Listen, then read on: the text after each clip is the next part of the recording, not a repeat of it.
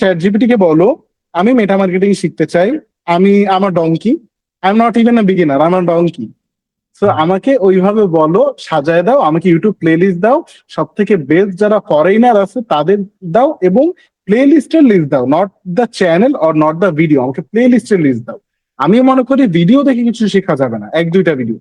আমাকে একটা YouTuber choose করতে হবে, তার মেটা মার্কেটিং এ প্লে লিস্ট চুজ করতে হবে, যে প্লে লিস্টে 40টা ভিডিও থাকবে, আর এক একটা ভিডিও হবে 1 ঘন্টা 1.5 ঘন্টা।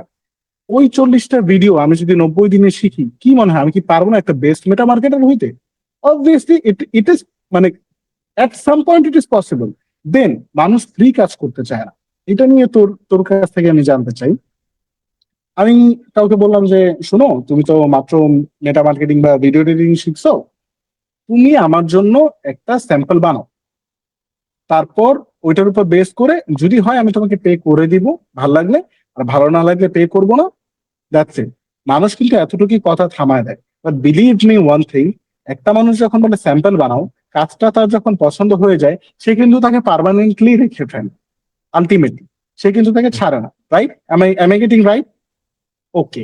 বাট বাংলাদেশের মানুষের মেন্টালিটি হচ্ছে, ভাই আমি ফ্রি স্যাম্পলটা বানাবো 3 ঘন্টা ভিডিও এডিট করে, আমি কেন বানাবো 3 ঘন্টা আপনার জন্য যেখানে আপনি আমাকে কোনো পে করবেন না? What's your say on it?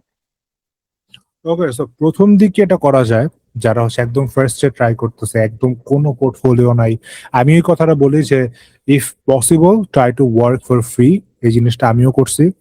And free শুধু না, ফ্রিটার ক্ষেত্রে বেনিফিট নিতে হবে। ফ্রি করতেছে, আমি টাইম দিচ্ছি, সেক্ষেত্রে বেনিফিট এরকম হতে পারে যে ভাই আপনি আমাকে একটা টেস্টিমোনিয়াল দিয়েন, ভিডিও টেস্টিমোনিয়াল দিয়েন, না দিলে হচ্ছে আপনি অ্যাটলিস্ট আমাকে একটা রিটেন টেস্টিমোনিয়াল দিয়েন লিঙ্কডইনে। অথবা হচ্ছে হ্যাঁ, টেস্টিমোনিয়াল তো আছে, এবং হচ্ছে যে প্রজেক্টটা নিয়ে আমি কাজ করছি, তো প্রজেক্টটা পুরো একটা ব্রেকডাউন করা, একদম শুরু থেকে লাস্ট পর্যন্ত একটা জার্নিটা রেকর্ড করা। হয়তো বা রেকর্ড করতে পারে যদি ভিডিওতে কমফোর্টেবল হয়, আদারওয়াইজ স্ক্রিনশট মেরে মেরে একটা ব্লগ আকারে ছাড়তে পারে, ফেসবুকে আপলোড করতে পারে। সো এইভাবে করে অ্যাসেটটা বিল্ড করতে হবে। বাট কয়েকটা কাজ করার পরে আই উড হাইলি সাজেস্ট যে কখনো আন্ডার চার্জ না করা বা কখনো ফ্রি কাজ না করা। প্রথম দু একটা কাজ it's okay, but after that never work for free and never work for any underpaying projects.